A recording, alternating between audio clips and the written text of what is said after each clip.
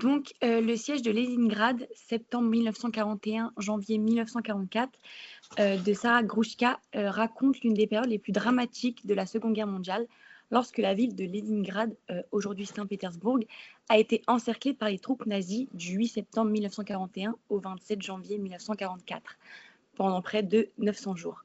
L'ouvrage décrit la souffrance, la résilience et l'espoir des habitants de Leningrad face à la famine, aux bombardements et aux privations. À travers des témoignages de tout âge et des récits poignants, l'autrice témoigne de cette catastrophe humaine et dévoile la réalité de cet événement. Nous tenons à remercier le ministère de l'Éducation nationale, la CASDEN, le supermarché Leclerc de Blois, l'association des professeurs d'histoire et de géographie, Clionote, et la revue mensuelle L'Histoire pour l'organisation de ce prix lycéen qui permet une ouverture sur la culture et sur l'histoire aux jeunes lycéens. Et enfin, nous remercions l'autrice Sarah Grushka pour son ouvrage Le siège de Leningrad, pour son hommage aux habitants de Leningrad et leur combat. Donc maintenant, je m'adresse directement à vous, Sarah Grushka. Pouvez-vous nous en dire un peu plus sur votre parcours d'historienne et qu'est-ce qui vous a conduit à exercer cette profession? Merci beaucoup, Zoé, pour cette présentation et merci à tous pour cette invitation. Je suis vraiment ravie de présenter mon travail, mon livre devant vous. Et c'est un honneur d'avoir été présélectionnée pour ce prix lycéen. Alors, mon parcours, alors si je dois remonter vraiment au moment où je pense j'ai attrapé le virus de l'histoire, je dirais que c'était assez tôt. Finalement, c'était en classe de troisième, je me rappelle, au moment des cours sur les totalitarismes, donc nazisme, stalinisme. Là, je me souviens vraiment de ce point d'interrogation qui est apparu dans ma tête sur mais comment de tels régimes avaient-ils été possibles? Des régimes de terreur, de propagande de masse et en même temps avec une idéologie très forte. Et surtout la question que je me posais, c'était comment ces régimes avaient-ils été vécus de l'intérieur? Comment ils avaient été perçus?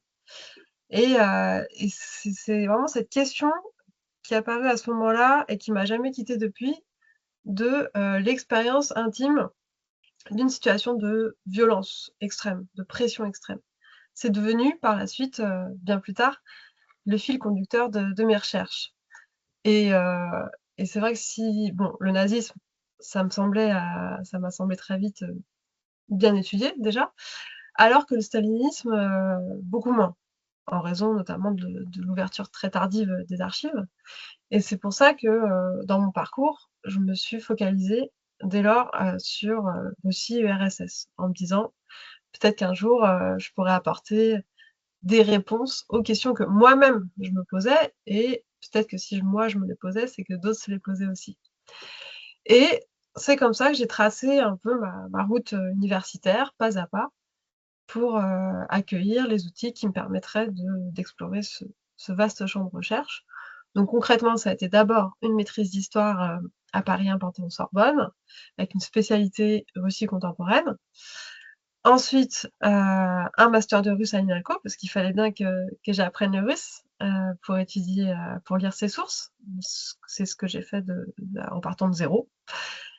Et j'ai complété ces 2 diplômes par un master d'études slaves à Sorbonne Université. Ensuite, je suis arrivée en thèse. J'ai fait ma thèse à Sorbonne Université. C'est là que j'ai choisi ce sujet, peut-être qu'on en reparlera. Et depuis, donc j'ai soutenu ma thèse il y a 5 ans. Et ensuite, j'ai continué toujours sur cette question de comment l'individu fait face à la tourmente, en menant d'autres recherches sur d'autres terrains, notamment sur la réception de la guerre actuelle en Ukraine par les Russes, et aussi sur la Shoah. Alors ça, c'est mes deux terrains de recherche depuis la thèse. Alors, cet ouvrage traite donc du siège de Leningrad et a pour ambition de faire une micro-histoire, une histoire surtout des assiégés, comment ils l'ont vécu de l'intérieur, et donc contrecarre un peu avec la propagande soviétique qu'il a plutôt mis dans un récit au sein de la Grande Guerre patriotique, et n'a pas traité les souffrances des assiégés. Également pour mettre en avant une histoire un peu oubliée par l'Occident, ou dont l'Occident a certains clichés ou certaines images vagues. Et donc pour cela, l'historienne se base sur près de témoignages d'une soixantaine d'assiégés, et particulièrement sur les journaux intimes de Lena Moukina, et également le journal intime des époux Kreisky.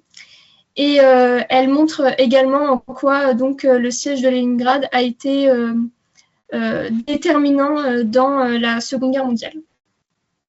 Comment vous est venu ce sujet précis en tête? Pourquoi le siège de Leningrad et pas quelque chose d'autre sur la Seconde Guerre mondiale? Pourquoi en particulier le siège de Leningrad?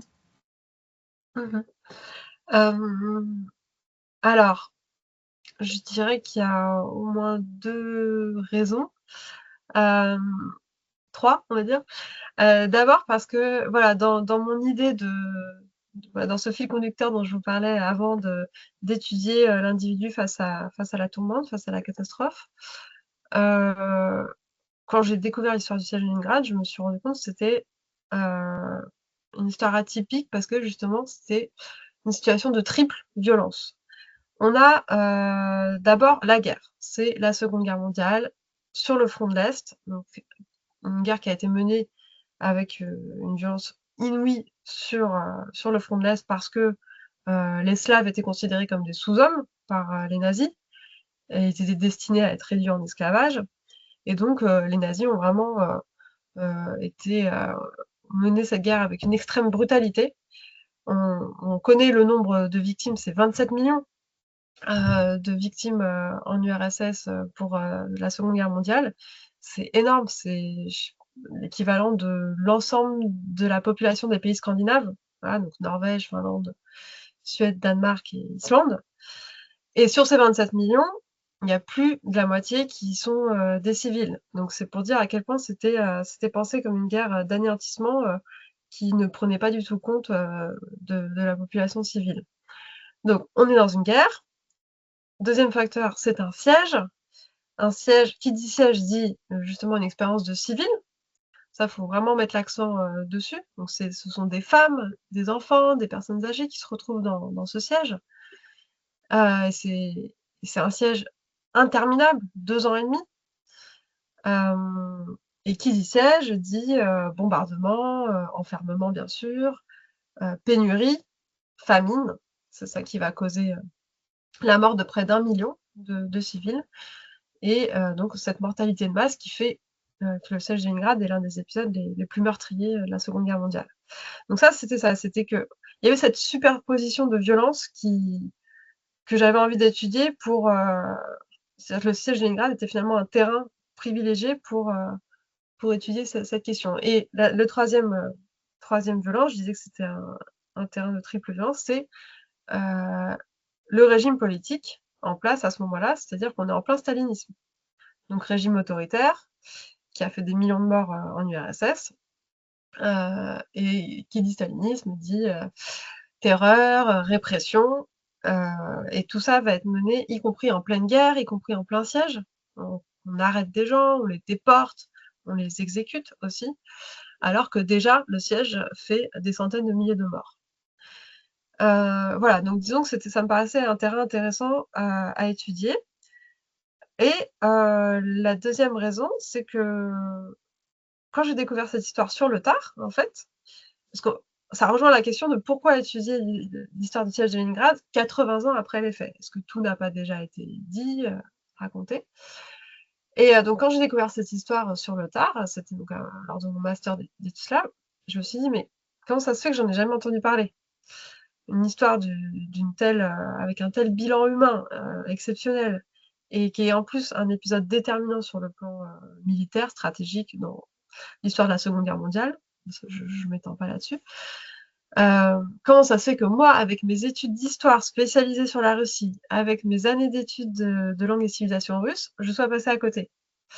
Et en fait, je me suis rendu compte que le siège de Leningrad était encore largement méconnu en France. En fait, aucun historien ne s'était emparé du sujet. tout le monde connaît Stalingrad, hein, mais Leningrad, beaucoup moins. Et d'ailleurs, il y a souvent l'amalgame, le nombre de fois où on m'a dit: «Ah oui, Sarah Krouchka, vous avez travaillé sur le siège de Stalingrad?» Non, non, sur Leningrad. Et c'est pas un hasard d'ailleurs cet amalgame. Bon, ça c'est une autre histoire. Et d'ailleurs, ça m'intéresserait que vous me disiez, vous, si vous avez entendu parler de cette histoire avant mon livre, et si le siège de Leningrad est mentionné dans les manuels scolaires. Toujours est-il que voilà, je découvrais que c'était méconnu, alors que c'était quand même une histoire hors norme. Et le troisième facteur, je pense qui a renforcé mon intérêt, c'est lors de mes voyages en Russie. J'ai effectué beaucoup de voyages en Russie. Il y a quelque chose qui m'a interpellée, qui m'a intriguée.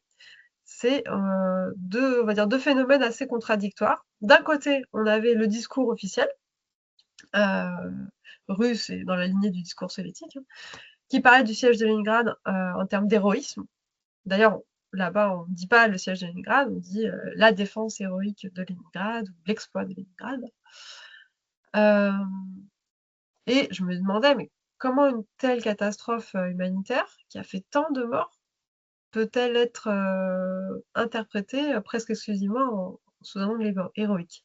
On avait d'un côté ça, et de l'autre côté, quand je discutais avec les pétersbourgeois, je me rendais compte que c'était une histoire encore extrêmement sensible, à vif, comme si c'était une histoire qui n'avait pas encore été digérée et dont les habitants portaient encore les stigmates.